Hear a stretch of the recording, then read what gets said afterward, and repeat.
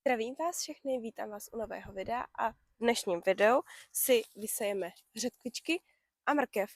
Jak si můžete povšimnout, já už mám udělané nové truhlíky, bohužel jsem byla nemocná a natáčel to můj muž, nenatáčel, dělal to můj muž, takže bohužel to nemám na videu, ale v nejbližším videu vám ukážu, jak jsme si vytvořili tyhle samozavlažovací truhlíky a jak budou fungovat, aby nám vydržely co nejdéle. Tak se jdeme na to vrhnout. Tak. Já tady mám teda mrkev a řetkvičky. Budu je vysévat spolu, protože než vyleze mrkev, tak řetkvičky krásně prokypří tu půdu. Zároveň tady v každém rohu truhlíku mám česnek. Ten taky bude trvat, než vyleze. Tak.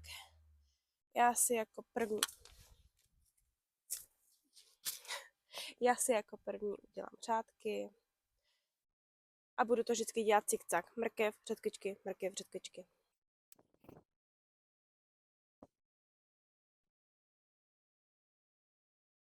Tak jo, já jako první začnu s mrkví, protože jinak mi tady už odletí.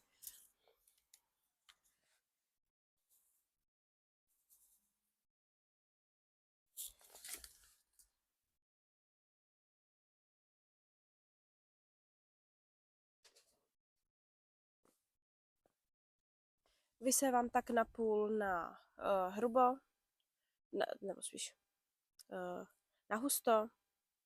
Vysévám tak napůl na husto, budu to pak protrhávat a budu nechávat jenom ty nejsilnější.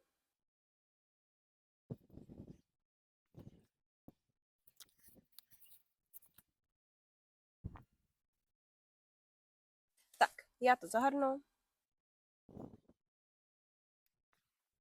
Koukám, že rosičku jsem si nechala doma, tak to potom doporosíme.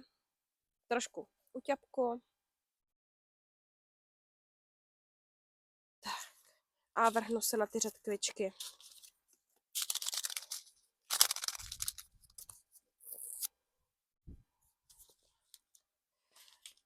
U řetkviček se pokusím nedělat je tak nahusto,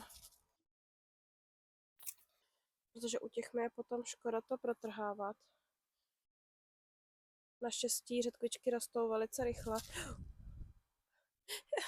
Dneska nám trošku fouká. Naštěstí řetkvičky nám rostou rychle, takže ty si pak můžu kdykoliv dovysejt, když je takhle chladnější. Oni mají rádi chladnější prostředí. Doufám, že mi tady k jahodám nic nespadlo. To by bylo nemilé. Mrkev taky můžu postupně potom dovysejvat. Tak, zahrabu. Přiťusknu. A já si to půjdu zalejt. To vám ukážu. Tak jo, já jsem zpátky, přinesla jsem si rosičku, tu už z videí znáte. A porosíme.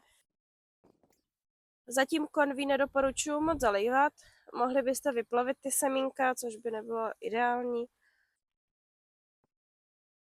Zároveň semínka vyséváme zhruba do hloubky tak 1 cm.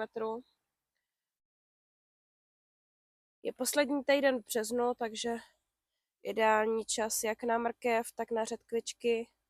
Řetkvičky pak vlastně můžete až do května. Nemají moc rádi teplo, takže tady tohleto ideální počasí je pro ně. Nadepíšu si štítky.